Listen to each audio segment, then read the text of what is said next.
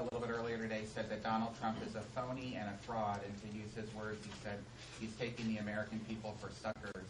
I'm wondering if you agree with that characterization, and if you think it's time for the party to sort of unite with that kind of a call to voters. Well, as I was saying about Chicopee, and I already told Mitt that I don't think you beat Mitt by, or you don't beat Trump by personal attacks. The guy in Chicopee is not interested in name calling. The guy in Chicopee is interested in what's going to happen to his kid getting a job, and is he going to have a job, and are we going to get better trade deals, and that's what he cares about.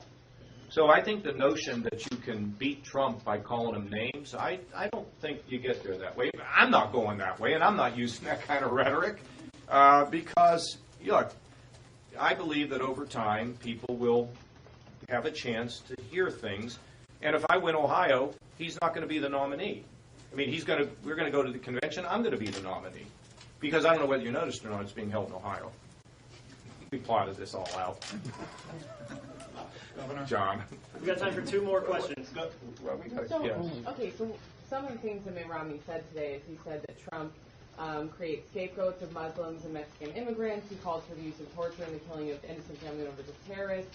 He cheers assaults on protesters. Well, that's more in the issues. Is that name call? No, I don't. No, look, I'm not going to be here to decide what's a name call and what's not. But saying would you agree with those arguments? Well, look. People be standing up to Trump in that way if that's well, not sure. name I think calling. to say that we're not going to keep. Look, in the last debate, they said he's got a plan to raise the national debt by $12 trillion. Can you balance the budget through waste, fraud, and abuse? I said, of course you can't.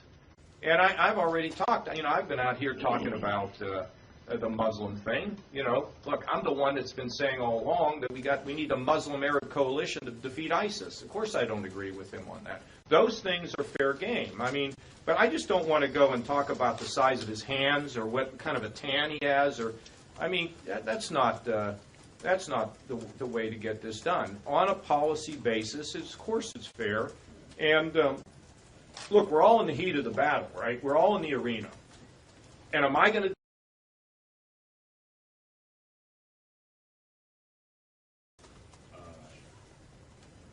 Republicans in Ohio should vote for you in Ohio, and in Florida they should vote for Marco Rubio.